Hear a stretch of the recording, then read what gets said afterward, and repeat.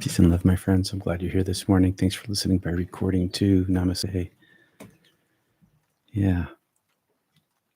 Thanks for participating. Thanks for being here. Thanks for liking and subscribing. All those things are wonderful. Thanks for your support too. So today's title is for our community meditation, Feeling Without Thinking, a Somatic Path to Presence. A Zen teacher, let's turn down the outside a little bit there. A Zen teacher recently explained to me how mindfulness meditation can help us embrace and integrate our emotional trauma in a way I just simply never understood before.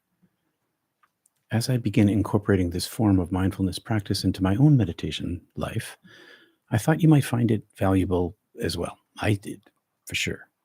Hey, Maggie. Now, we're trained from childhood to categorize our emotions. What are you feeling? Oh, anger, sadness, joy, fear, slotting them into neat little boxes so that we can manage or avoid or make sense of them. But emotions at their core aren't merely words. They're energies moving through our bodies, arising and dissolving like waves of the ocean, or lodging like rocks and logs in the rivers of our psyches. And just as I learned in my near-death experience, trying to control or resist the flow of life is kind of a losing battle, just kind of best to go with it. The only way forward emotionally, so I've come to understand, is to welcome and surrender to them. So how do we practice this? How do we begin to feel without thinking? By opening the door to feeling. Mindfulness meditation with a somatic focus, physical body focus, on emotions involves being deeply present with body sensations, allowing our emotions to emerge naturally without intellectual analysis or labeling. This practice nurtures a profound awareness of our emotions as raw energy experienced directly through the body rather than being filtered through thought. At first, our minds will probably resist. It'll take effort to stop its willfulness to define, control, and categorize, and that's okay. Gently, with compassion, we can bring ourselves back to the sensation of the feeling of the emotion itself, breathing into it, trusting that our body knows how to process emotions far better than our minds ever could. And here's the remarkable thing. When we feel full of emotion, we really feel it without resistance, it can transform. Sometimes dissolve completely. Other times it moves through us like a wave, leaving us feeling lighter and freer. Now here's how. In our meditation today, let's bring our attention to our breath as we normally do. Feel the natural rhythms of our inhalations and exhalations, allowing the body to relax without force. Just natural breathing. And instead of trying to calm, witness, or suppress any arising emotions, let's create a space for whatever arises. If emotions begin to surface, shift our attention from thinking about them as a feeling to feeling them directly in the body. Let's resist the habitual tendency to name the emotions, sadness, anger, joy. What am I feeling? Instead of saying, I feel anxious, notice where the sensation manifests. Is it a tightness in the chest, a heaviness or a churning in the gut, or a warmth in the heart, tightness in the throat? Allow the sensation to express itself freely without grasping at it. Let it expand, contract, shift, dissolve as it naturally unfolds. If discomfort arises, meet it with curiosity rather than aversion. Trust that the body knows how to process emotions when given the space. Don't evaluate whether the feeling is good or bad. Simply notice the quality of the sensation, its temperature, texture, movement, and its feeling. Be with it as if you're listening to a piece of music, immersed without needing to control or change it. Let go of the need to label it. Let go of the story about why it's there and what happened to bring it. Instead, just feel it, like you feel the warmth of the sun on your face, on the skin, or the coolness of the breeze against your cheek. Let it be, let it shift, let it move.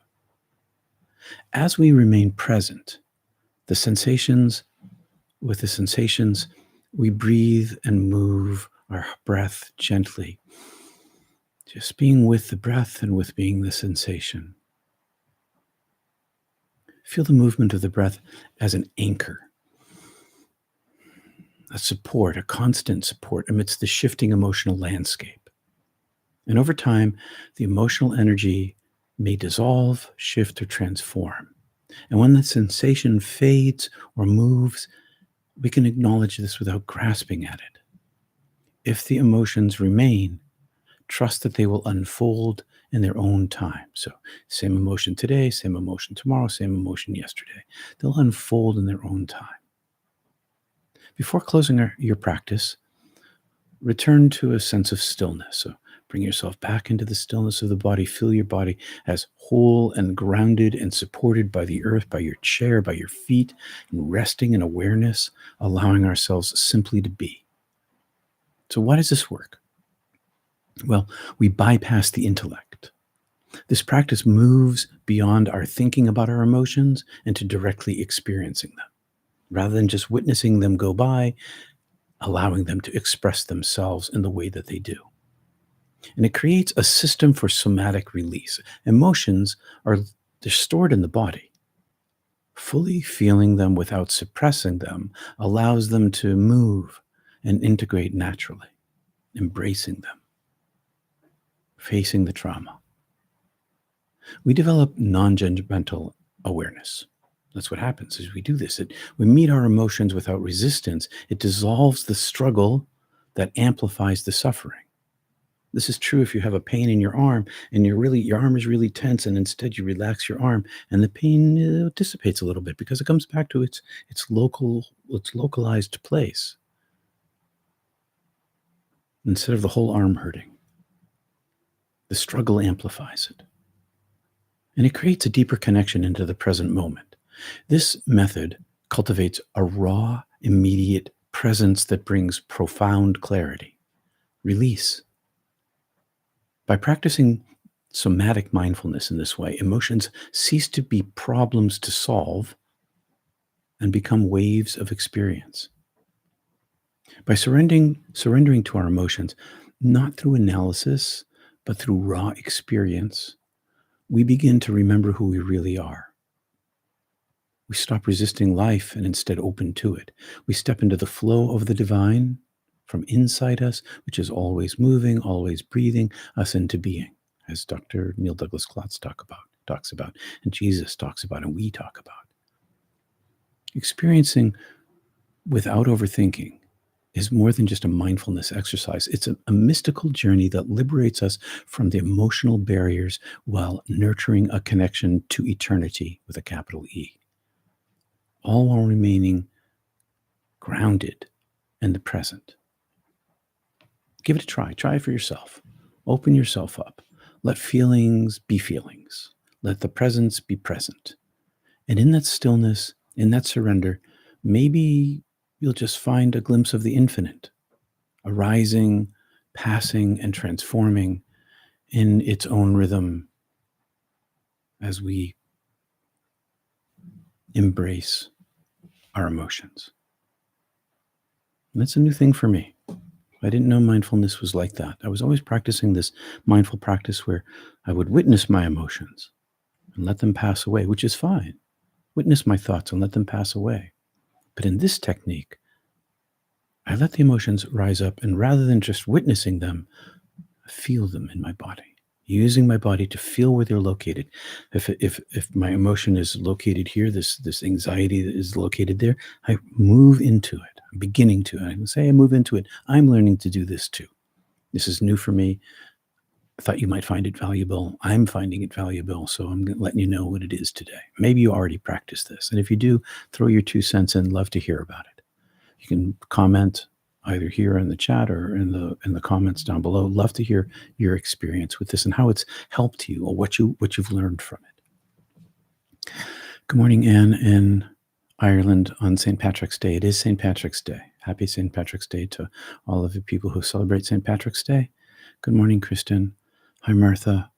Rumi's poem, The Guest House, is a reminder of this. Thank you for reminding me that. Maybe I have enough time. I can read that poem. Let's see. I think I can find The Guest House. At least part of it. Let's see. Bear with me here while The Guest House on page 109. It is about that. I'm really glad you brought that up.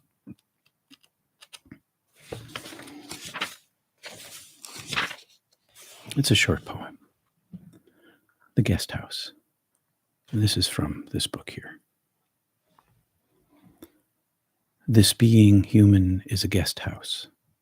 Every morning a new arrival. A joy, a depression, a meanness. Some momentary awareness comes as an unexpected visitor.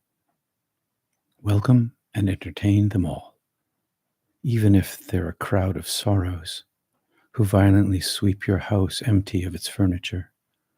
Still, treat each guest honorably. He may be clearing you out for some new delight.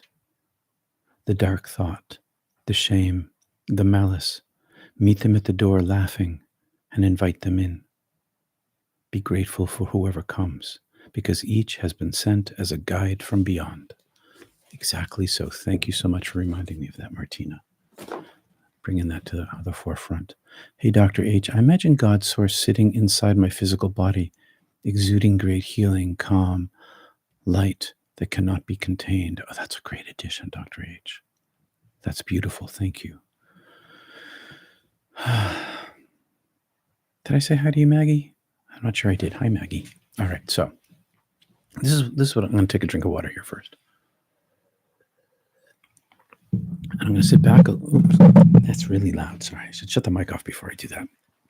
I'm sitting back a little bit. My eyes are closed. I'm emptying my pockets of the thing that's in the way. Didn't mean to have that there. So I'm going to begin this practice myself, right here with you today. My feet are flat on the floor. I'm breathing just naturally. I'm aware of my breath.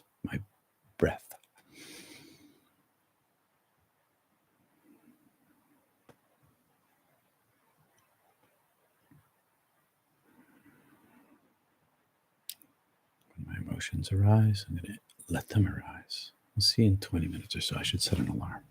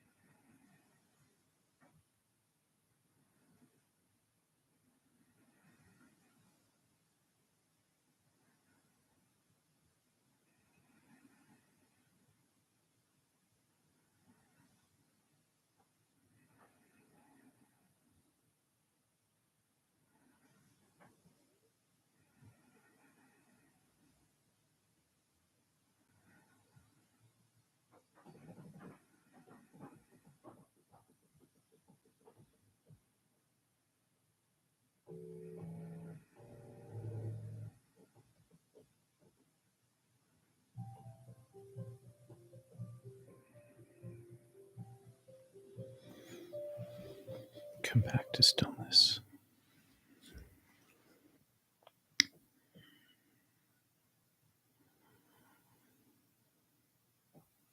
Thanks for being here.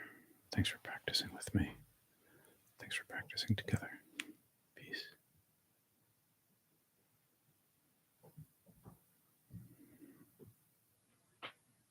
Thanks, Sharon. Thanks, Kristen.